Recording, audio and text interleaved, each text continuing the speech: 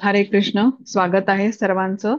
Shri Shri Radha Govind ISKCON Mangaluru तर्फे घेतला जाणाऱ्या या कार्तिक मासा संबंधीच्या वर्गामध्ये आपण श्रीला प्रभुपाद यांच्या आशीर्वादाने आणि श्री नामानिष्ठदास प्रभूजी यांच्या मार्गदर्शनामध्ये श्रीमद भागवतमच्या पहिल्या अध्यायाचं वाचन करीत आहोत. तर प्रथम मी मंगलाचरणने सुरुवात करते, मग अध्याय 2 पासून आपण वाचन पुढे सुरू ठेवूया. हरे कृष्ण. ओम नमो भगवते वासुदेवाय. ओम नमो भगवते वासुदेवाय. ओम नमो भगवते वासुदेवाय. नारायणं नमस्कृत्यं नरं चैव नरोत्तमं देवीं सरस्वतीं व्यासं ततो जयमुदीरयेत्. नष्टप्रायेषु अन्तरेषु नित्यं भागवत सेवया भगवती उत्तम श्लोके भक्तिर्भवति नैष्टिकी. कृष्णाय वासुदेवाय देवकी नंदनाय च नन्दगोपकुमाराय गोविन्दाय नमो नमः. ॐ अज्ञानतिमिरान्धस्य ज्ञानाञ्जनशलाकया चक्षुरुन्मीलितं येन तस्मै श्रीगुरवे नमः. श्रीचैतन्यमनोभीष्टं स्थापितं येन भूतले स्वयं रूप कदा मह्यं ददाति स्वपदान्तिकं. हे कृष्ण करुणा सिन्धो दीनबन्धो जगत्पते गोपेश गोपिका कांत राधा कांत नमोस्तुते. तप्त कांचन गौरांगी राधे वृंदावनेश्वरी वृषभानुसुते देवी प्रणमामि हरिप्रिये. नमः ओम विष्णुपादाय कृष्णप्रेष्ठाय भूतले श्रीमते भक्तिवेदांत स्वामी इति नामिने. नमस्ते सारस्वते देवे गौरवाणी प्रचारिणे निर्विशेष शून्यवादी पाश्चात्य देश तारिणे.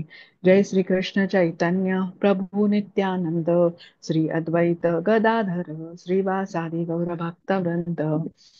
हरे कृष्ण कृष्ण कृष्ण हरे हरे हरे राम राम राम हरे हरे. हरे कृष्ण सर्वांना. सायली माताजी, आता PDF शेअर करा अध्याय 2 ची.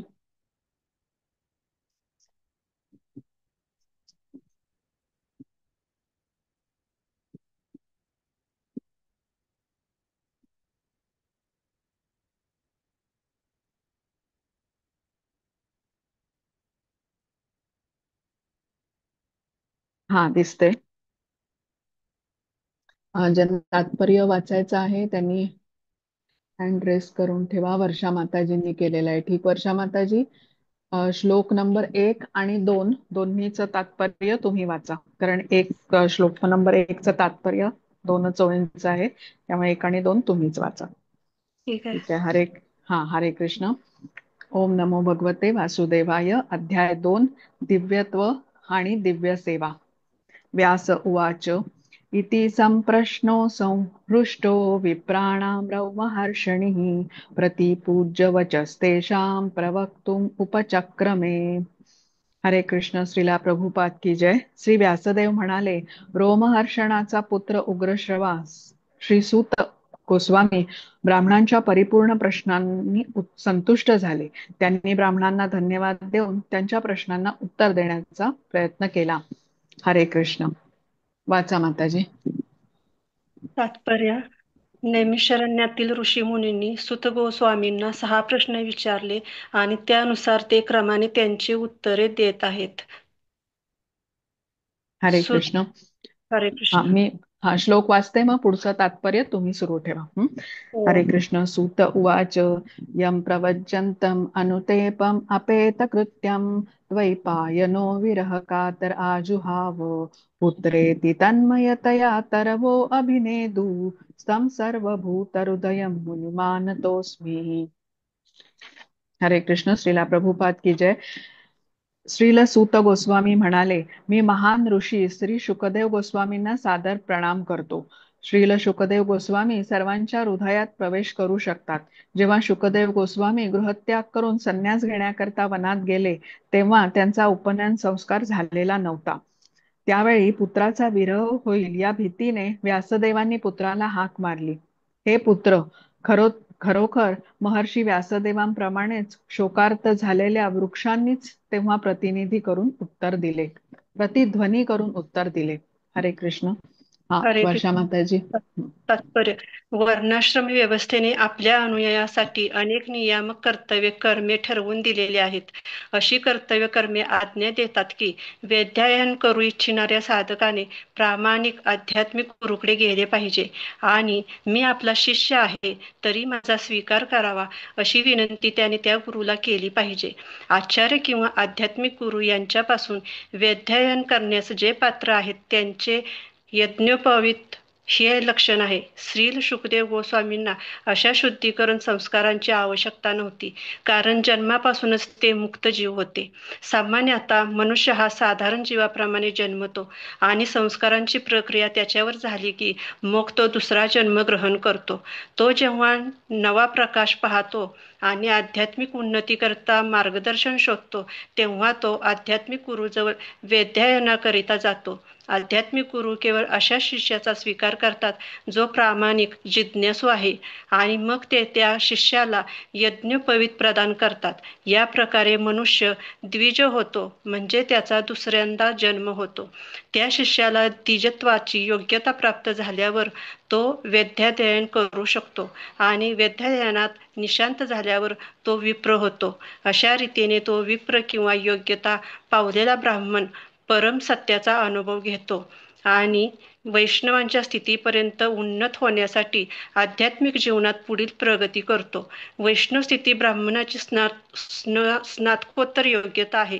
ज्याला स्वतःची उन्नती करावयाची आहे अशा ब्राह्मणाने वैष्णव होणे अत्यावश्यक आहे, कारण वैष्णव हा आत्मसाक्षात्कारी विद्वान ब्राह्मण आहे. श्रील शुकदेव गोस्वामी प्रारंभापासूनच वैष्णव होते, म्हणून त्यांना वर्णाश्रम व्यवस्थेच्या सर्व प्रक्रियातून जाण्याची आवश्यकता नव्हती. अंततः एखाद्या अपरिपक्व मनुष्याने भगवंताचा शुद्ध भक्त किंवा वैष्णव व्हावे हाच वर्णाश्रम व्यवस्थेचा हेतू आहे. म्हणून उत्तम अधिकारी वैष्णव, ज्याला वैष्णव म्हणून स्वीकारतात, त्याच्या जन्माचा किंवा पूर्वकर्माचा विचार न होता तो ब्राह्मण मानला जातो. श्री चैतन्य महाप्रभूंनी या तत्वाचा स्वीकार केला आणि श्रील हरिदास ठाकूर हे जरी मुसलमान कुटुंबातील होते तरी त्यांना नामाचे आचार्य ही सन्माननीय पदवी दिली. तात्पर्य असे की श्रील शुकदेव गोस्वामी हे वैष्णव म्हणून जन्मले आणि म्हणून त्यांच्या ठिकाणी ब्राह्मणत्व अंतर्भूत होते, म्हणून त्यांना कोणत्याही संस्काराची आवश्यकता नव्हती. निम्न स्तरात जन्मलेला कोणताही मनुष्य असो, मग तो किरात, हूण, आंध्र, पुलिंद, पुलकश, आभीर, शुंभ, यवन आणि खस असा कोणीही असो, अगदी त्यांच्याहूनही खालच्या प्रतीचा मनुष्य वैष्णवाच्या कृपेने सर्वोच्च दिव्य अवस्थेपर्यंत पोहोचू शकतो. श्रील शुकदेव गोस्वामी हे श्रील सुत गोस्वामींचे आध्यात्मिक गुरु होते, म्हणून नैमिषारण्यातील ऋषींच्या प्रश्नांची उत्तरे देण्यास प्रारंभ करण्यापूर्वी ते श्रील शुकदेव गोस्वामींना सादर प्रणाम करतात. हरे कृष्ण. हरे कृष्ण. यस्वानुभावम् अखिलश्रुतिसारमेकम् मध्यात्मदीपम् अतीतितीर्षतां तमूढम् संसारिणां करुणयाः पुराणगुह्यम् तं व्याससूनाम् उपयामि गुरुं मुनीनाम्. हरे कृष्ण. श्रीला प्रभुपाद की जय. सर्व ऋषींचे आध्यात्मिक गुरु व्याससूत शुकदेव गोस्वामी यांना मी सादर प्रणाम करतो. त्यांनी भौतिक अस्तित्वाचा अंधकारमय प्रदेश पार करण्यासाठी धडपडणाऱ्या जडवादी बद्ध जीवांसाठी स्वानुभवातून अहैतुकी कृपेने वैदिक ज्ञानाचे साररूप हे गूढ परिशिष्ट सांगितले आहे. हरे कृष्ण. वाचू माताजी. वाचा. तात्पर्य शील प्रभुपाद्वारे.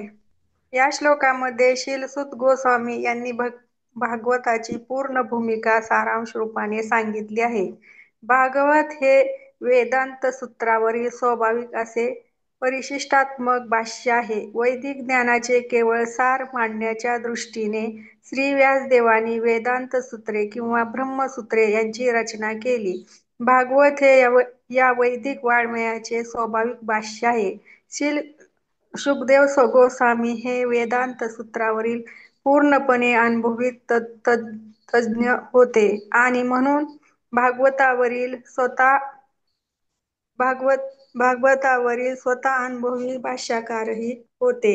अज्ञानातून पूर्णपणे पार होण्याची इच्छा असणारे जे गोंधळलेले भौतिकवादी लोक आहेत त्यांच्यावर कृपा करण्याकरता श्री शुकदेव गोस्वामींनी प्रथमच हे रहस्यमय ज्ञान सांगितले आहे. भौतिकवादी मनुष्य सुखी असू शकतो असा युक्तिवाद करण्यात काही अर्थ नाही. कोणताही भौतिकवादी प्राणी, मग तो श्रेष्ठ ब्रह्मदेव किंवा शूद्र मुंगी असो, सुखी असू शकत नाही. हे सर्वजण सुख प्राप्तीकरता एखादी शाश्वत योजना आखण्याचा प्रयत्न करतात, परंतु प्राकृतिक नियमानुसार त्यांची निराशा होते. म्हणून भौतिक जगात म्हणजे परमेश्वराच्या निर्मितीत अंधकारमय प्रदेश आहे असे म्हटले आहे. तरी सुद्धा दुःखी जडवादी लोकांनी जर त्या प्रदेशातून बाहेर जाण्याची केवळ इच्छा केली तरी ते बाहेर जाऊ शकतात, परंतु दुर्दैवाने ते इतके मूर्ख असतात त्यांना त्या अंधकारमय प्रदेशातून बाहेर जाण्याची इच्छाच नसते. म्हणून अशा लोकांची तुलना काटेरी फांद्याचा स्वाद चाखणाऱ्या उंटाशी केलेली आहे. त्याला रक्त मिश्रित डहाळ्यांची चव फार आवडते. त्याला हे समजत नाही की ते रक्त आपले आहे आणि आपली जीभ त्या काट्यामुळे कापली गेली आहे. त्याचप्रमाणे जडवादी मनुष्याला आपले स्वतःचेच रक्त मधासारखे गोड लागते. तो जरी स्वतःच उत्पन्न केलेल्या भौतिक स्थितीने नेहमीच त्रस्त असला तरी त्याला अशा स्थितीतून मुक्त होण्याची इच्छा नसते. अशा जडवादी लोकांना कर्मी म्हणतात. शेकडो सहस्त्रकर्मी लोकात अगदी थोडेच लोक असतात ज्यांना भौतिक कर्माचा कंटाळा येतो आणि सांसारिक चक्रव्यूहातून बाहेर पडण्याची इच्छा असते. अशा बुद्धिमान लोकांना ज्ञानी म्हणतात. वेदांत सूत्रे अशा ज्ञानी लोकांना मार्गदर्शन करतात. परंतु शील व्यासदेव हे भगवंताचे अवतार असल्याकारणाने वेदांत सूत्रांचा उपयोग दुष्ट प्रवृत्तीच्या लोकांकडून केला जातो हे त्यांना अगोदर माहीत होते आणि म्हणून त्यांनी स्वतः वेदांत सूत्रांना परिपूर्ण करण्यासाठी भागवत पुराणाची रचना केली. असे स्पष्टपणे म्हटले आहे की भागवत हे ब्रह्मसूत्रावरील मूळचे भाष्य आहे. शील व्यासदेवांनी आधीच दिव्यत्वाच्या मुक्त स्तरावर असलेले शील सुखदेव गोस्वामी या आपल्या पुत्राला भागवतचा उपदेश दिला. शील सुखदेव गोस्वामींनी स्वतः भागवतातील शिकवण अनुभवली आणि नंतर ती शिकवण स्पष्ट केली. ज्यांना भौतिक अवस्थेतून मुक्त व्हायचे आहे अशा सर्व प्रामाणिक जीवाकरता शील सुखदेवांच्या कृपेने भागवत वेदांत सूत्र उपलब्ध आहे. भागवत हेच वेदांत सूत्रावरील भाष्य आहे. श्रीपद शंकराचार्यांनी त्याला हेतुपूर्वक स्पर्श केला नाही, कारण त्यांना माहीत होते की स्वाभाविक भाष्याचे उल्लंघन करणे कठीण आहे. म्हणून त्यांनी आपले शारीरिक भाष्य लिहिले आणि त्यांच्या तथाकथित अनुयायांनी भागवतास नवी रचना मानून त्यांचा उपहास केला. मायावादी पंथीयांनी भागवताविरुद्ध जो असा अपप्रचार चालविला आहे त्याला कोणी फसवू नये. या आरंभीच्या श्लोकावरून आध्यात्मिक जीवनात प्रवेश करणाऱ्या नव्या विद्यार्थ्याला प्रथमच हे समजले पाहिजे की भागवत हेच परमहंसासाठी उपदेशलेले आणि भौतिक दुष्पणापासून पूर्णतः असे दिव्य साहित्य आहे. श्रीपाद शंकराचार्यांनी भगवान नारायण हे भौतिक सृजनाच्या पलीकडे आहेत असे मान्य केलेले असून देखील मायावादी मात्र पुरुषोत्तम भगवंताचा द्वेष करतात. असा द्वेष करणाऱ्या मायावादी लोकांचा भागवतात प्रवेश होऊ शकत नाही. परंतु जे खरोखरच भौतिक अस्तित्वाच्या चक्रातून मुक्त होण्यास उत्सुक आहेत त्यांना भागवतचा आश्रय अवश्य घ्यावा, कारण हे महापुरुष मुक्त अवस्थेत आरूढ असलेले शील शुकदेव गोस्वामीच्या मुखातून निःसृत झालेले आहे. भागवत हा दिव्य प्रकाश आहे. त्या प्रकाशात ब्रह्म परमात्मा भगवान अशा रूपाने होणारे दिव्य असे परम सत्य दृग्गोचर होऊ शकते. हरे कृष्ण. हरे कृष्ण. नारायणं नमस्कृत्य नरं चैव नरोत्तमं देवीं सरस्वतीं व्यासं ततो जयमुदीरयेत्. हरे कृष्ण. श्रीला प्रभुपाद की जय. विजयाचे परम साधन अशा भागवताची कथा प्रारंभ करण्यापूर्वी साधकाने प्रथम भगवान श्री नारायणांना तसेच नरोत्तम नरनारायण ऋषींना, विद्येची देवी सरस्वतीला आणि श्रील व्यासदेवांना सादर प्रणाम करावा. हरे कृष्ण. हा, योजना माताजी वाचा. हरे कृष्ण. तात्पर्य हरे श्रील कृष्ण. प्रभुपादद्वारा वैदिक शास्त्रे आणि पुराणे ही भौतिक अस्तित्वाचा अंधकारमय प्रदेश पार करून जाण्याकरिताच आहेत. अनादी काळापासून बद्ध जीव बाह्य स्वरूपाच्या भौतिक विषय भोगाकडे आकर्षित झालेले असल्याने भगवंतांशी असलेल्या संबंधांचा त्यांना या स्थितीत विसर पडलेला आहे. अशा आत्म्याचा या भौतिक जगात अस्तित्वासाठी अखंड संघर्ष चालू आहे आणि योजना आखून त्यातून बाहेर पडणे त्याला शक्य नाही. जीवनार्थ चाललेल्या या संघर्ष जीवनार्थ चाललेल्या या संघर्षातून त्याला मुक्त व्हावयाचे असेल तर त्याने भगवंतांशी आपला शाश्वत संबंध पुन्हा प्रस्थापित केला पाहिजे. त्याला जर उपायकारक योजना ग्रहण करावयाची इच्छा असेल तर त्याने वेद आणि पुराणे यांचा आश्रय घेतला पाहिजे. मूर्ख लोक म्हणतात की पुराणांचा वेदांशी काहीही संबंध नाही. तथापि पुराणे ही भिन्न प्रकारच्या लोकांकरिता योजलेली वेदांची परिपूरक स्पष्टीकरणे आहेत. सर्वच लोक एका प्रकारचे नसतात. काही लोक सत्वगुणी असतात, काही लोक रजोगुणी असतात आणि इतर लोक तमोगुणी असतात. पुराणांचे विभाजन अशा रीतीने केले आहे की मनुष्यांचा कोणताही वर्ग त्याचा लाभ घेऊ शकतो आणि मनुष्य विस्मरणात गेलेली आपली मूळ स्थिती क्रमाक्रमाने पुन्हा प्राप्त करू शकतो. श्रील सूत गोस्वामी पुराणांची पाठ पद्धती दर्शवितात. वैदिक साहित्य आणि पुराणे यांच्या प्रचारकांनी या पद्धतीचे अनुसरण करावे. भागवत हे निष्कलंक अमल पुराण आहे आणि विशेष रूपाने या लोकांना उद्देशून आहे की ज्यांना भावबंधनातून मुक्त होण्याची इच्छा आहे. हरे कृष्ण माताजी. हरे कृष्ण. मुनयः साधु पुष्टोऽहं भवद्भिर्लोकमङ्गलं यत्कृतः कृष्ण संप्रश्नो येनात्मा सुप्रसीदती. हरे कृष्ण. श्रीला प्रभुपाद की जय. हे मुनींनो, मला तुम्ही चांगले योग्य प्रश्न विचारले आहेत. तुमचे प्रश्न उचित आहेत कारण ते प्रश्न भगवान श्रीकृष्णांशी संबंधित आहेत आणि म्हणून ते जगाच्या कल्याणाकरता समर्पक असे आहेत. केवळ अशा प्रकारचे प्रश्नच आत्म्याचे पूर्णपणे समाधान करण्यास समर्थ आहेत. हरे कृष्ण. सुमन माताजी. श्रीला प्रभुपाद की जय. हरे कृष्ण. ज्या अर्थी यापूर्वी सांगितले आहे की भागवत परम सत्याचा बोध होतो, त्या अर्थी नैमिषारण्यातील ऋषी मुनींनी केलेले प्रश्न योग्य आणि प्रामाणिक आहेत. ते प्रश्न परम सत्य भगवान श्रीकृष्णांसंबंधी आहेत. भगवत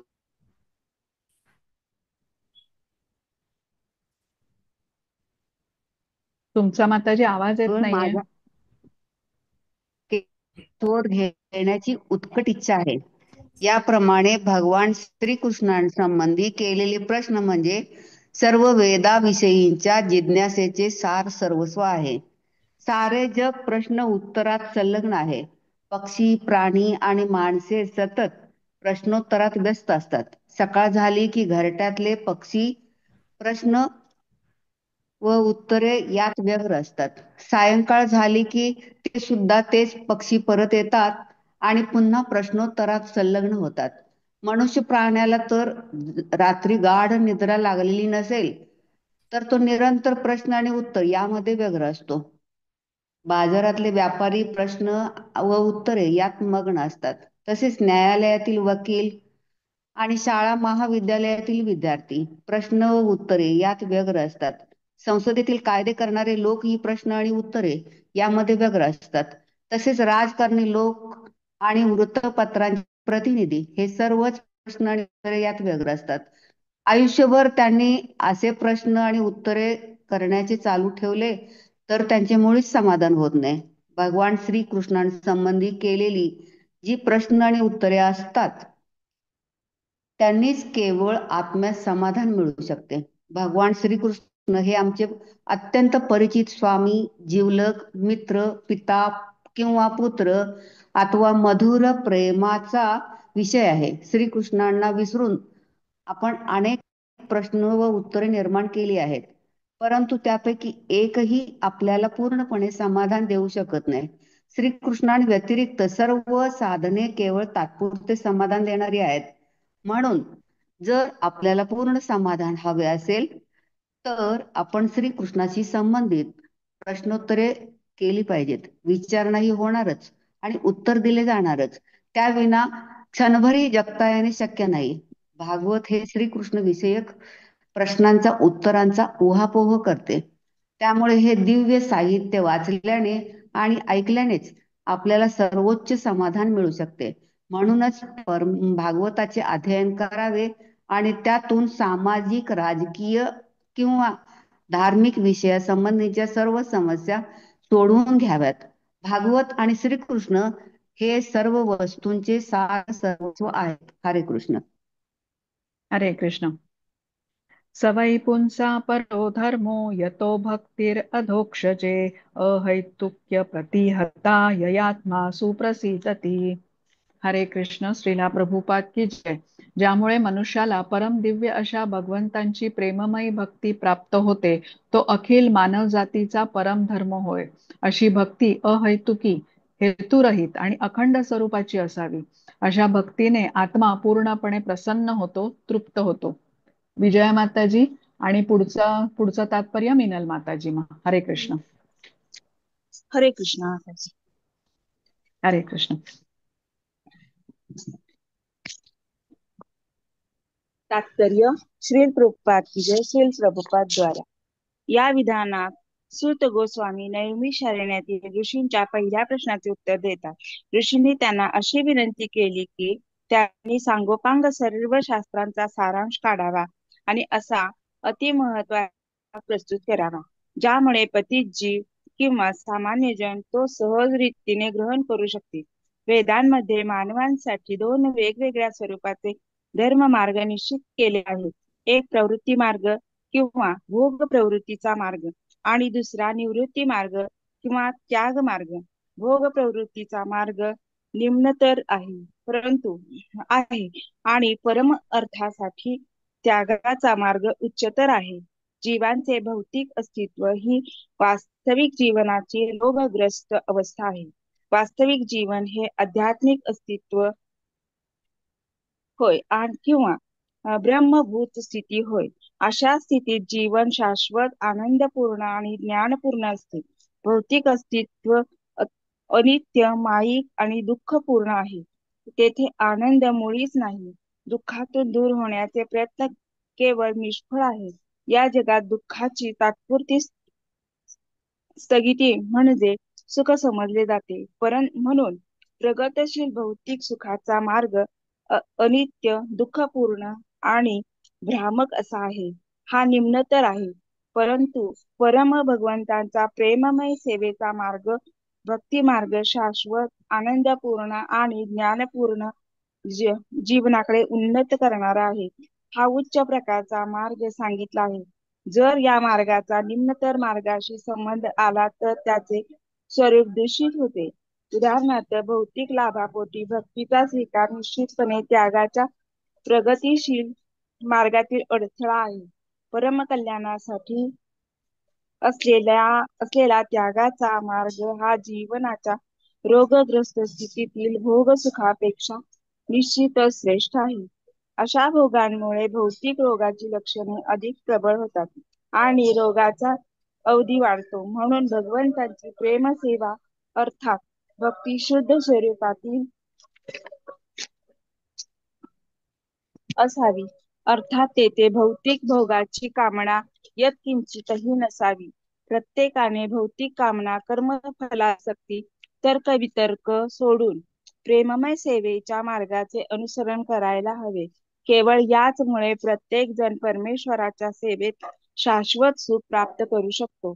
आम्ही धर्म म्हणजे व्यवसाय असा अर्थ हेतुपूर्वक केला आहे, कारण धर्म या शब्दाचा मूळ अर्थ ज्यामुळे मनुष्य आपले अस्तित्व धारण करतो असा आहे. जीवाने भगवान श्रीकृष्णांशी असणाऱ्या आपल्या शाश्वत संबंधास अनुसरूनच आपल्या कर्माचे आचरण करावे आणि हाच त्याच्या जीवनाचा आधार आहे. श्रीकृष्ण हे जीवनाचे मध्यवर्ती तत्व आहे. श्रीकृष्ण सर्वाकर्षक, परमचेतन आहेत किंवा इतर सर्व जीव आणि शाश्वत रूपे या सर्वांमध्ये श्रीकृष्णांचे शाश्वत रूप आहे. सर्व जीवांना आपल्या आध्यात्मिक सत्तेत स्वतःचे शाश्वत किंवा नित्य रूप आहे आणि भगवान श्रीकृष्ण हेच त्या जीवांचे आकर्षणाचे केंद्र आहे. श्रीकृष्ण नित्य परिपूर्ण आहेत आणि इतर सर्वजण त्यांचे अंश आहेत. श्रीकृष्ण आणि जीव यांच्यातील संबंध किंवा नाते स्वामी सेवकाचे आहे. तो संबंध दिव्य आहे. आपल्या भौतिक जगातील जागतिक किंवा प्राकृतिक अस्तित्वाच्या अनुभवाहून तो संबंध पूर्णपणे भिन्न आहे. हा स्वामी सेवक संबंध हे सलगीचे अत्यंत स्नेहपूर्ण स्वरूप आहे. मनुष्याची प्रेममय सेवा जसजशी प्रगत होते तस तसा त्याला या संबंधाचा अनुभव येतो. वर्तमान भौतिक अस्तित्वाच्या बद्धावस्थेतही सर्वांनी भगवंतांच्या दिव्य प्रेममय सेवेत स्वतःला संलग्न करावे. त्यामुळे क्रमशः वास्तविक जीवनाची समस्या सुटेल आणि मनुष्य पूर्णपणे समाधानी होईल. हरे कृष्णा माताजी. धन्यवाद. हरे कृष्ण. वासुदेव भगवती भक्तियोगः प्रयोजिता जनयत्याशु वैराग्यम ज्ञानम च यदहैतुकम्. हरे कृष्ण. श्रीला प्रभुपाद की जय. भगवान श्रीकृष्णांची प्रेममय सेवा भक्ती करण्याने मनुष्यास तत्काळ अहेतुकी ज्ञान आणि भौतिक जीवनाविषयी अनासक्ती प्राप्त होते. विनल माताजी. हरे कृष्ण. श्रील प्रभुपाद की जय.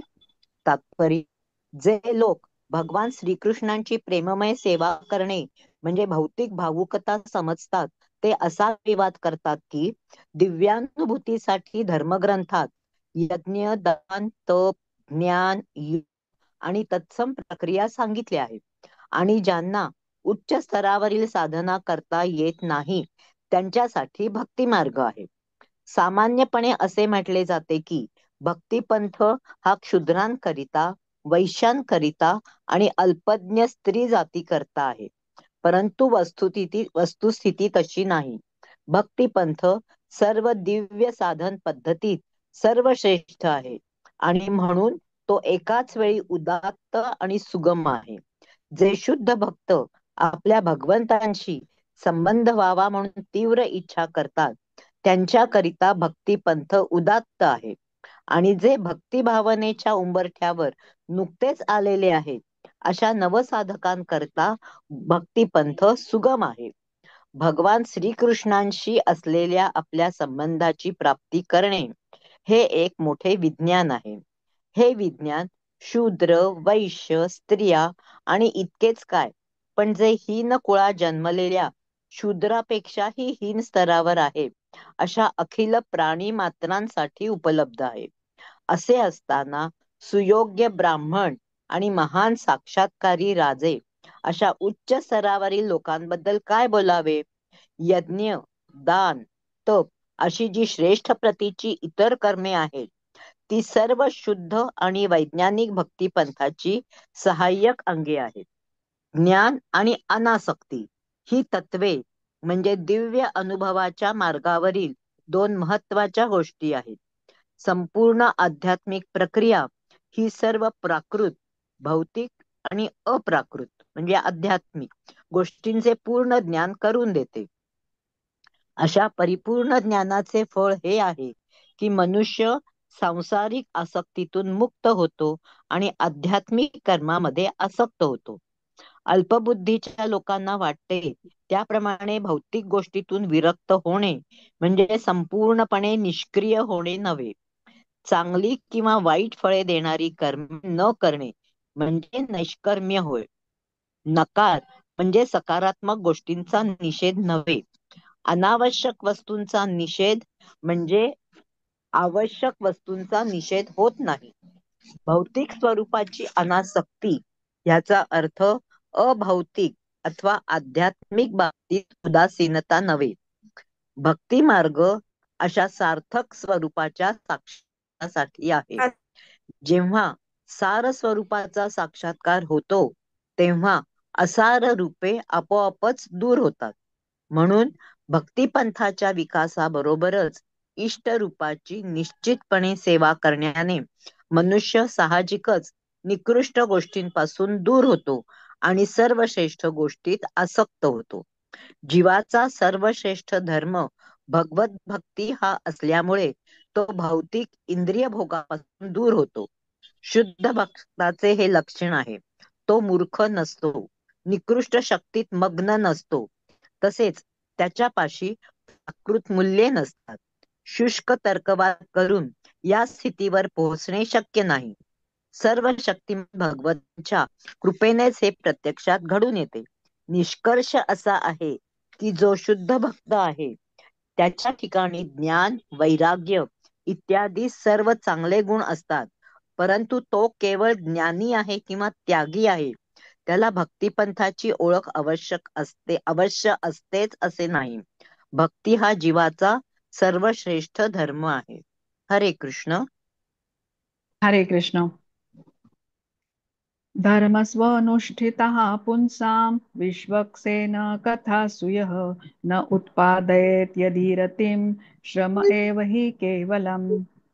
हरे कृष्ण. श्रीला प्रभुपाद की जय. आपल्या स्थितीनुसार धर्माचरण अर्थात कर्तव्य कर्म किंवा विहित कर्म करून देखील भगवंतांच्या लीला कथांमध्ये रुची उत्पन्न होत नसेल तर असे धर्माचरण म्हणजे केवळ व्यर्थ श्रमच होत. हरे कृष्ण. अन्वय माताजी. हरे कृष्ण. हरे कृष्ण. तात्पर्य श्रीला प्रभुपाद द्वारा श्रीला प्रभुपाद की जय. जीवन संबंधी मनुष्याच्या ज्या निराळ्या धारणा आहेत त्यानुसार त्याची निराळी व्यावसायिक कर्मे असतात. जे लोक स्थूल शरीराच्या पलीकडे काहीच पाहू शकत नाहीत त्या स्थूल भौतिकवाद्यांना इंद्रियांच्या पलीकडे काही आहे असे वाटत नाही. म्हणून त्यांची व्यावसायिक कार्ये पराकाष्ठेच्या विस्तृत स्वार्थापूर्तीमध्ये सीमित असतात.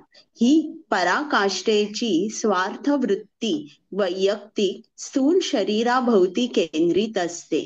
ही स्वार्थ परायणता सामान्यतः खालच्या प्रकारच्या पशूत दिसून येते. स्थूल शारीरिक सुखाच्या रूपाने हा विस्तृत स्वार्थ मानव समाजात व्यक्त होतो आणि कुटुंब, समाज, जात, राष्ट्र अथवा जगत यात केंद्रीभूत होतो. या भौतिकवादी लोकांहून काहीसे प्रगत असे मानसिक तर्कवादी आहेत. ते मनोराज्याभोवती हिंडत राहतात आणि शरीर आणि मन यांनी मर्यादित झालेल्या स्वार्थाच्या हेतूने कविता, तत्वज्ञान यात किंवा त्याच स्वार्थ प्रेरित हेतूने कोणत्या तरी पंथात गुंतून राहतात. परंतु शरीर आणि मन यांच्या पलीकडे असा सुप्त आत्मा आहे ज्याच्या शरीरात अभाव झाल्यावर शारीरिक आणि मानसिक स्वार्थाचे क्षेत्र पूर्णपणे नष्ट होते. मूर्ख लोकांना आत्म्यासंबंधी काहीही ज्ञान नसते. तसेच आत्मा हा शरीर आणि मन यांच्या सीमे पलीकडे कसा आहे कसा आहे याचीही माहिती त्यांना नसते. त्यामुळे त्यांच्या सांसारिक कर्तव्य कर्माचे पालन करूनही ते समाधानी नसतात. आत्म्याच्या संतोषासंबंधी येथे प्रश्न उपस्थित केलेला आहे. आत्मा स्थूल शरीर आणि सूक्ष्म मन यांच्या पलीकडे आहे. आत्मा हा शरीर व मन यांचे कार्यक्षम आणि शक्तिमान तत्व आहे.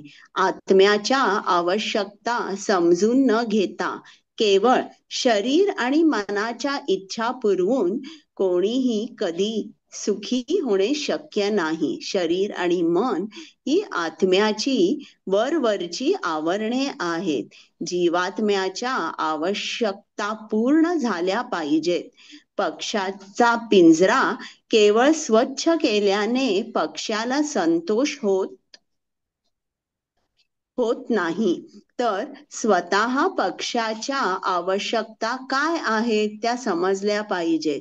आत्म्याला भौतिक बंधनाच्या मर्यादित क्षेत्रातून मुक्त होऊन पूर्ण स्वातंत्र्याची इच्छा पूर्ण करावयाची आहे. विशाल विश्वाच्या भोवती ज्या भिंती आहेत त्यातून त्याला मुक्त व्हायचे आहे. स्वतंत्र प्रकाश आणि चैतन्य यांना पाहण्याची त्याची इच्छा आहे. ती पूर्ण स्वतंत्रता जेव्हा आत्मा परमात्म्याला परमेश्वराला भेटतो तेव्हाच प्राप्त होते. सर्व जीवांच्या हृदयात परमेश्वराविषयी सुप्त प्रेम आहे. आध्यात्मिक अस्तित्व स्थूल शरीर आणि मन यांच्याद्वारे स्थूल व सूक्ष्म भौतिक गोष्टींच्या विकृत प्रेमाच्या रूपात प्रकट होते. म्हणून ज्या योगे आपली दिव्य चेतना विकसित होईल अशाच नियत कर्मात आपण स्वतःला संलग्न करायला हवे. भगवंतांच्या दिव्य लीलांचे श्रवण आणि गायन करूनच हे शक्य होत असते. जे धार्मिक कार्य भगवंतांच्या दिव्य संदेशनाच्या श्रवण कीर्तनात प्रेम उत्पन्न करण्यास सहाय्य करीत नाही, असे कोणतेही धर्मकार्य म्हणजे केवळ काळाचा अपव्ययच आहे. इतर व्यावसायिक कर्तव्ये मग ती कोणत्याही पंथाची वर्गाची असोत, त्यांनी जीवाची बंधनातून सुटका होत नाही. मोक्षार्थीची कार्ये सुद्धा निरुपयोगी समजली जातात, कारण सर्व प्रकारच्या मुक्ततेचा जो मूळ उगम त्याला जाणण्यात ते असफळ होतात. स्थूल भौतिकवादी मनुष्याला प्रत्यक्ष दिसू शकते की आपल्याला प्राप्त झालेला भौतिक लाभ हा स्थळ काळाने मर्यादित आहे. मग तो लाभ या जगातला असो की परलोकातला असो, जरी तो स्वर्गलोक गेला तरी उत्कंठित जीवाला येथे शाश्वत स्थान आढळणार नाही. असा हा भटकणारा जीव प्रेमभक्तीच्या शास्त्रीय प्रक्रियेने निश्चितच पूर्ण तृप्त होतो. हरे कृष्ण. हरे कृष्ण. धर्मस्य ह्यापवर्गस्य नार्थो अर्थाय उपकल्पते नार्थस्य धर्मैकान्तस्य कामो लाभाय हि स्मृतः.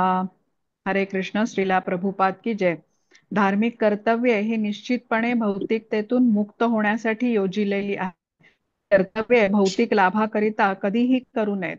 ऋषींच्या सांगण्याप्रमाणे जो मनुष्य परमधर्माच्या पालनात भगवंतांच्या सेवेत संलग्न आहे त्याने कधीही भौतिक लाभाचा उपयोग इंद्रिय तृप्तीसाठी करू नये. हरे कृष्ण. नंदा माताजी.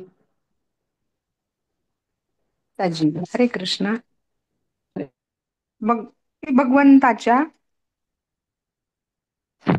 भगवंताच्या श्रील प्रभुपादजी द्वारा तात्पर्य. भगवंताच्या शुद्ध प्रेममय भक्ती पाठोपाठ पूर्ण ज्ञान आणि भौतिक जगापासून वैराग्य आपोआप येते, याची चर्चा आपण अगोदरच केली आहे. परंतु धार्मिक कर्तव्यांसहित सर्वच व्यावसायिक कार्ये भौतिक लाभाच्याच उद्देशाने असल्याचे काही जणांचे मत आहे. साधारणपणे धार्मिक अथवा व्यावसायिक सेवेच्या बदल्यात काहीतरी भौतिक लाभ प्राप्त करण्याची वृत्ती जगाच्या कोणत्याही भागातील सामान्य व्यक्तीमध्ये असतेच. वैदिक साहित्यात सुद्धा सर्व प्रकारची अनुष्ठाने आणि भौतिक लाभाची प्रलोभने दिलेली आहेत. माताजी स्क्रोल करावं लागेल. माताजी माताजी माताजी हो, झालंय ना स्क्रोल. हे बघा. हा. उद्देशाने असल्याचे काही जणांचे मत आहे. साधारणपणे धार्मिक अथवा व्यावसायिक सेवेच्या बदल्यात काहीतरी भौतिक लाभ प्राप्त करण्याची वृत्ती जगाच्या कोणत्याही भागातील सामान्य व्यक्तीमध्ये असतेच.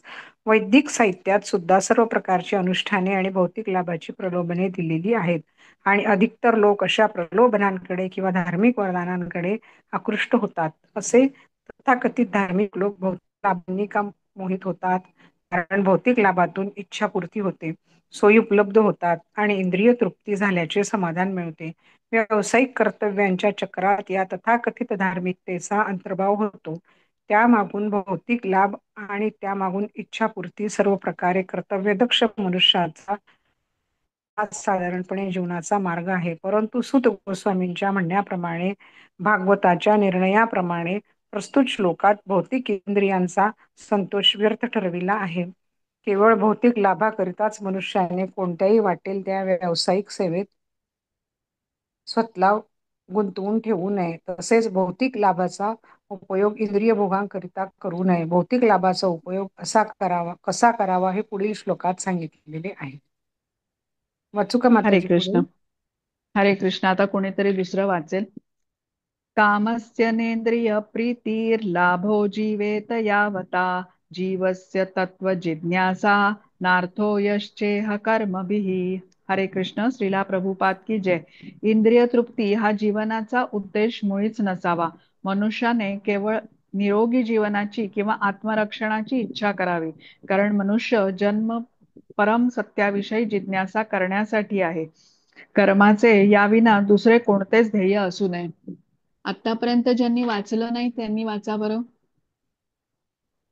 अश्विनी माताजी, कुमुदिनी माताजी, हा सायली माताजी वाचा. आणि मग ज्यांनी वाचलेलं नाही त्यांनी हँड रेस करून ठेवा. मला हँड रेजच नाही करता येत, माहित नाही, ऑप्शन नाही. हो हरकत नाही. अनम्यूट करून सांगितलं हो, तरी चालेल सगळ्यांना. हरे कृष्ण. तात्पर्य: पूर्णपणे गोंधळलेली भौतिक संस्कृती इंद्रियतृप्तीच्या इच्छा पूर्ण करण्याकडे चुकीच्या दिशेने मार्गदर्शित झालेली आहे. अशा प्रकारच्या संस्कृतीत जीवनाच्या सर्वच क्षेत्रात इंद्रिय भोग हेच अंतिम लक्ष्य आहे.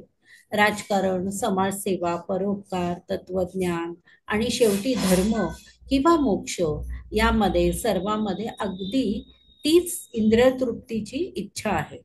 राजकारणाच्या क्षेत्रात जनतेचे पुढारी आपल्या स्वतःच्या इंद्रियतृप्तीच्या इच्छेची पूर्ती करण्यासाठी एकमेकांशी भांडतात. जेव्हा हे पुढारी लोकांना इंद्रियतृप्तीचे वचन देतात तेव्हा मतदार लोक त्या तथाकथित पुढाऱ्यांचा सन्मान करतात. पण जेव्हा मतदार इंद्रियतृप्ती बाबतीत असमाधानी होत नाही तेव्हा ते लगेच त्या पुढाऱ्यांना पदच्युत करतात. पुढारी लोक मतदारांच्या इंद्रियांना समाधान न देता नेहमी त्यांना निराश करीत राहतात. हीच गोष्ट सर्व इतर क्षेत्रातही लागू आहे. जीवनातील समस्यांसंबंधी कोणीही गंभीर नाही. मोक्षाच्या मार्गावर असणाऱ्या लोकांना देखील अशी इच्छा असते की आपण परम सत्याची एकरूप व्हावे आणि इंद्रिय तृप्ती होण्यासाठी अशा प्रकारे आध्यात्मिक दृष्ट्या आत्महत्या करावी. परंतु भागवताचे म्हणणे असे आहे की कोणतरी वाचतंय, मनुष्याने इंद्रिय तृप्ती करता जिवंत राहू नये. केवळ आत्मसंरक्षणाकरता जितकी आवश्यकता आहे तितकाच आहार विहार असावा. शरीर हे इंद्रियांपासून निर्मिलेले असल्यामुळे इंद्रियांना काही प्रमाणात तृप्तीची आवश्यकता असते. त्यामुळे अशा इंद्रियांना संतोषाकरता नियम सांगितलेले आहेत. इंद्रिये हे अनिर्बंध भोगाकरता उद्देशलेली नाहीत. उदाहरणतः विवाह किंवा स्त्री पुरुष यांचे मिलन संतती करता अवश्य आहे. विवाहाचे उद्देश इंद्रिय भोग नाही. ऐच्छिक निर्बंधाच्या अभावी कुटुंब नियोजनाची चळवळ उभं चाललेली आहे. पण मूर्ख लोकांना हे समजत नाही की परम सत्याचा शोध आरंभच होतो. कुटुंब नियोजन आपोआप होत असते. परम सत्याचा शोध घेणारे प्रामाणिक साधक कधीही अनावश्यक इंद्रियतृप्ती संलग्न राहत नाहीत, कारण ते सत्याच्या शोधाकार्यात नेहमी निमग्न असतात. म्हणून जीवनाच्या प्रत्येक क्षेत्रात परम सत्याचा शोध हाच अंतिम हेतू असला पाहिजे. सत्याच्या शोधात सदैव निमग्न राहिल्यामुळे मनुष्य निरनिराळ्या प्रकारच्या इंद्रियतृप्तीच्या कार्यातून मुक्त होतो आणि सुखी होतो. पुढे परम सत्याच्या स्वरूपाचे वर्णन करण्यात आले आहे. हरे कृष्ण. हरे कृष्ण. वदन्ति तत्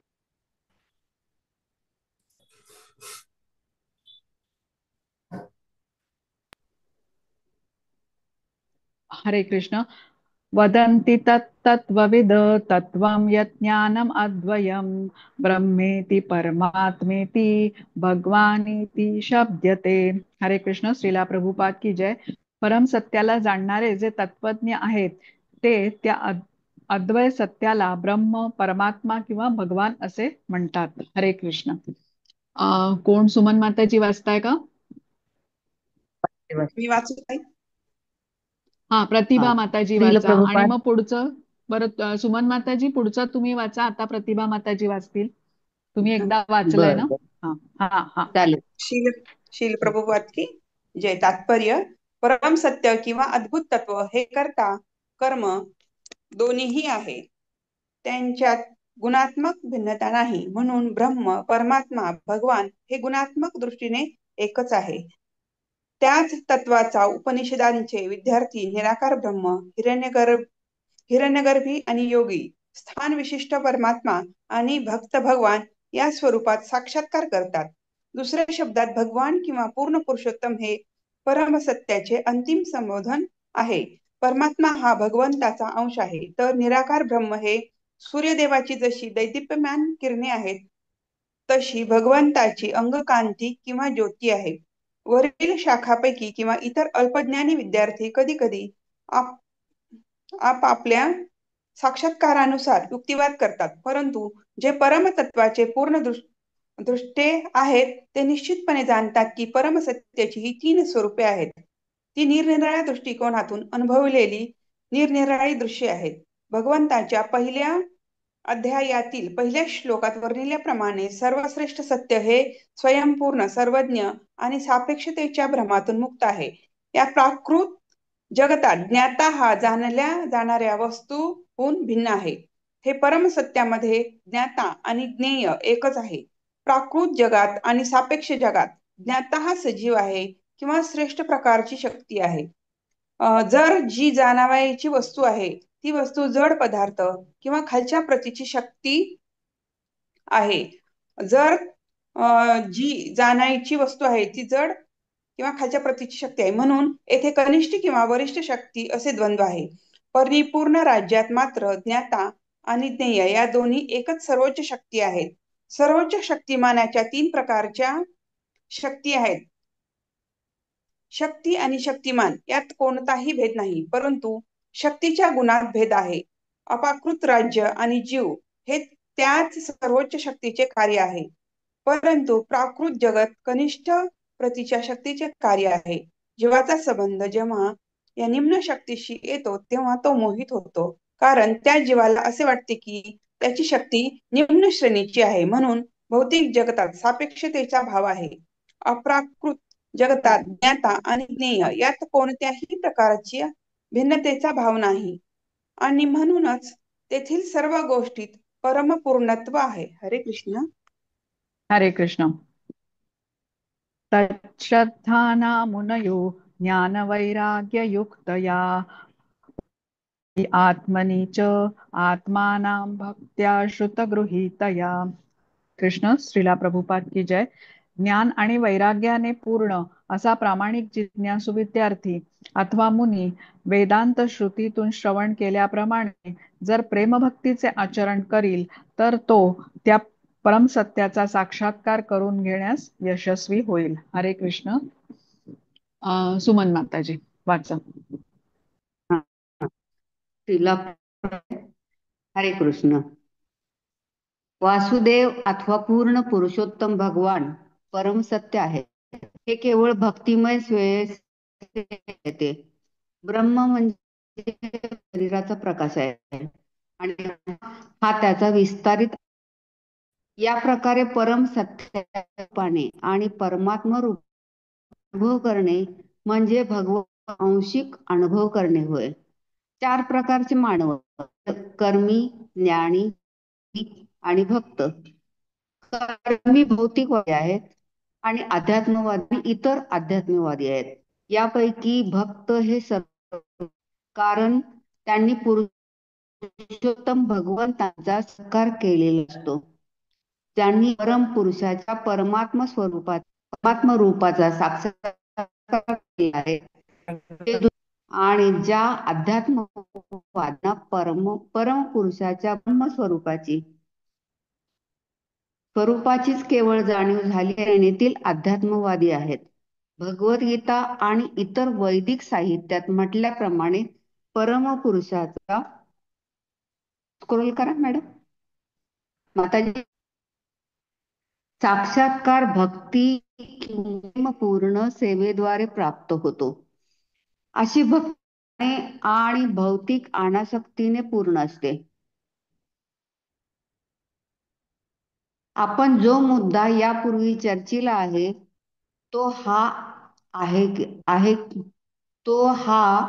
की भगवान केली की त्या पाठोपाठ पूर्ण ज्ञान आणि किंवा अनासक्ती उत्पन्न होते. ब्रह्म आणि परम केवळ सत्याचा आंशिक कारणाने ब्रह्म आणि परमाची साधने ज्ञान मार्ग योग मार्ग ही देखील परम सत्याच्या साक्षात्काराची अंशरूप साधने आहेत. प्रेम व भक्ती ही भौतिक संबंधाच्या अनासक्तीने युक्त पूर्ण ज्ञानाच्या भूमिकेवर दृढ आहे. भक्ती वेदांत श्रुतीच्या श्रवणातून दृढ झालेली असते. हाच जिज्ञासू विद्यार्थ्याला परम सत्याचा साक्षात्कार परिपूर्ण मार्ग आहे. म्हणून प्रेममय सेवा अल्पबुद्धी वर्गातील अध्यात्मवादी लोकांसाठी नाही. आणि कनिष्ठ प्रकारचे भक्त आहेत. कनिष्ठ भक्त ज्ञानी नसतात, भौतिकतेपासून अनासक्त नसतात, तथापि विग्रहाच्या अर्चनेच्या प्राथमिक प्रक्रियेत ते आकृष्ट झालेले असतात. अशा लोकांना स्क्रोल करा मॅडम माताजी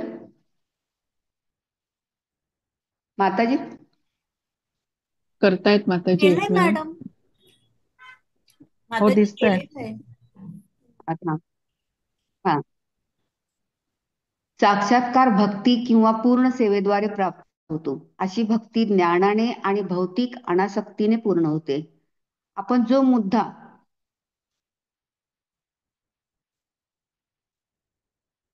थांबा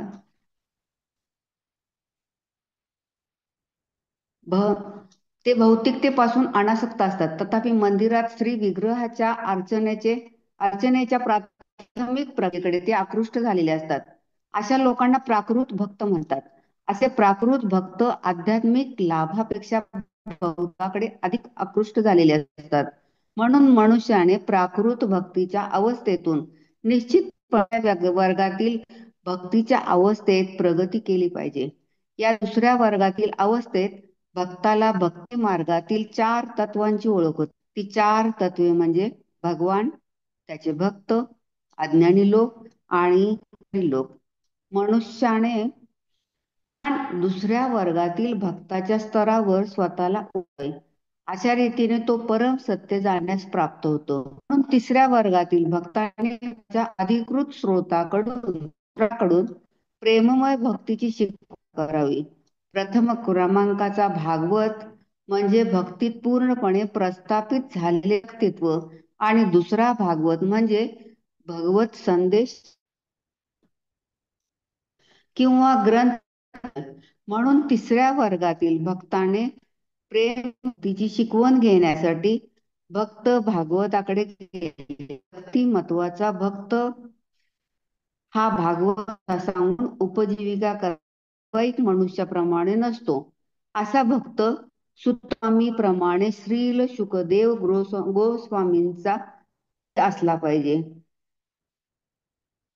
त्याने लोकांच्या सर्वांगीण कल्याणाकरता प्रेममय भक्तीचा प्रसार केला पाहिजे. नवसाधकाला अधिकारी व्यक्तीकडून फारशी उत्सुकता नसते. असा इंद्रिय तृप्ती करता धंदेवाईक मनुष्याकडून करण्याचा देखावा करतो. अशा प्रकारे आणि कीर्तनाने सर्व गोष्टी विद्रूप झाल्या. म्हणून मनुष्याने दोषपूर्ण प्रक्रियेत सावध राहिले पाहिजे. भगवद्गीतेत किंवा भागवतात सांगितलेले संदेश निसंशय दिव्य आहेत. तरी अशा प्रकारचे दिव्य विषय वक्त्याकडून ग्रहण करावयाचे नसतात.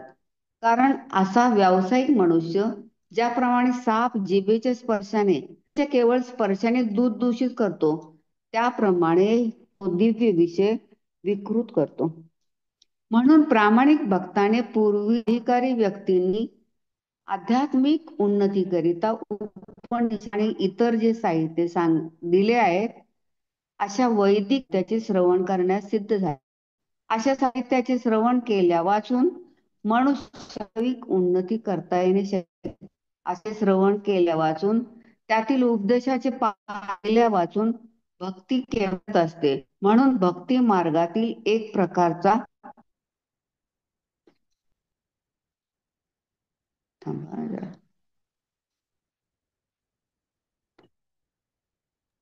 अनर्थ असे ठरतो. श्रवण वाचून त्यातील उपदेशाचे पालन केल्या वाचून भक्ती केवळ व्यर्थ आहे असते. म्हणून भक्ती मार्गातील एक प्रकार ठरतो.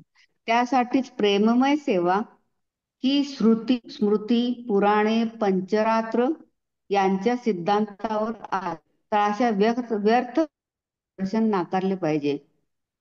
अधिकारी भक्ताला शुद्ध भक्त म्हणून कधीही मानू नये. अशा वैदिक आत्मसात करून मनुष्य भगवंतातीत स्थान विशिष्ट संदेशांना आत्मसात परमात्म्याला आपल्या अंतरात पाहू शकतो. हीच समाधी होय. हरे कृष्ण. हरे कृष्ण. माताजी, मधून मधून तुमचा आवाज येत नव्हता. काही काही शब्द ना ऐकायला येत नव्हते, तर तुम्ही रेंज मध्ये येऊन बसा हा, म्हणजे ऐकायला व्यवस्थित आहे. हरे कृष्ण. हा एक शेवटचा श्लोक आपण करूया आणि आज इथे थांबूया. अतः पुंभिर्द्विजश्रेष्ठा वर्णाश्रम विभागशः स्वानुतिष्ठस्य धर्मस्य संसिद्धी हरितोषणम. हरे कृष्ण. श्रीला प्रभुपाद की जय. हे द्विजश्रेष्ठांनो, म्हणून असे निश्चित केले आहे की भगवंतांना संतुष्ट करणे हाच वर्णाश्रमाचा उद्देश आहे, आणि असे केल्याने मनुष्याला जीवनातील सर्वोच्च परिपूर्णत्व प्राप्त करता येते. कोण वाचेल? हो माताजी. वाचा.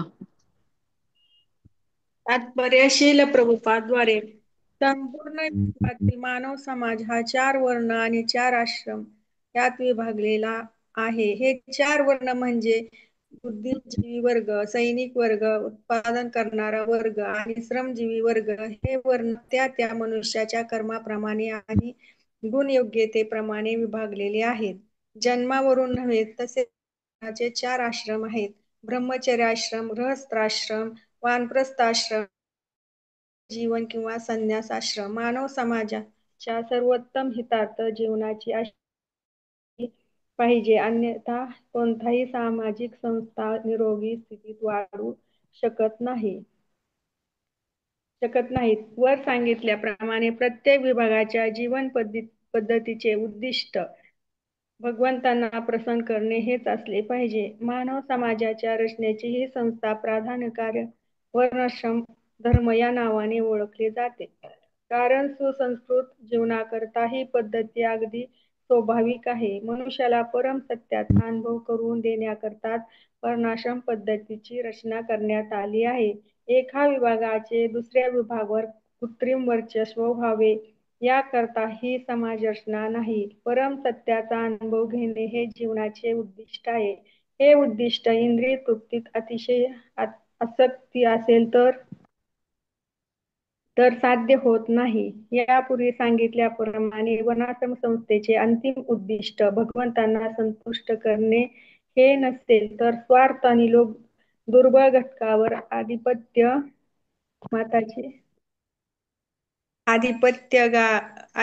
गाजविण्यासाठी तिचा उपयोग करतात. कलियुगात हे कृत्रिम वर्चस्व सतत चालू आहे. परंतु सुज्ञ लोकांना चांगले माहीत असते की वर्ण आणि आश्रम यांचे जे विभाग केलेले आहेत ते सामाजिक व्यवहार सुव्यवस्थित चालावेत, उच्च विचारसरणीचा विकास व्हावा आणि आध्यात्मिक अनुभूती व्हावी यासाठी आहेत. वर्णाश्रम संस्थेचे अन्य कोणतेही प्रयोजन नाही. पूर्ण पुरुषोत्तम भगवंतांना संतुष्ट करण्यातच वर्णाश्रम धर्माची सर्वोच्च सिद्धी आहे. हे भागवताचे विधान आहे. अर्थात भगवंतांना संतुष्ट करणे हाच जीवनाचा सर्वोच्च हेतू आहे. भगवद्गीतेतही याचे समर्थन करते. चातुर्वर्ण्यमया सृष्टम दिसत नाही माताजी. चातुर्वर्ण्यमया सृष्टम गुणकर्म विभागश 4.13. हरे कृष्ण. हरे कृष्ण. आज आपण थांबूया इथे. उर्वरित वाचन आपण उद्या सुरू ठेवूया. वांछा कल्पतरुभ्यश्च कृपा सिंधुभ्य एव च पतितानां पावनेभ्यो वैष्णवेभ्यो नमो नमः. अनंत कोटि वैष्णव वृंद की जय. श्रीला प्रभुपाद की जय. हरे कृष्णा कृष्णा कृष्णा हरे हरे, हरे राम राम राम हरे हरे. हरे कृष्ण. हरी बोल सर्वांना. हरे कृष्ण. धन्यवाद. हरे हरे कृष्ण. कृष्ण.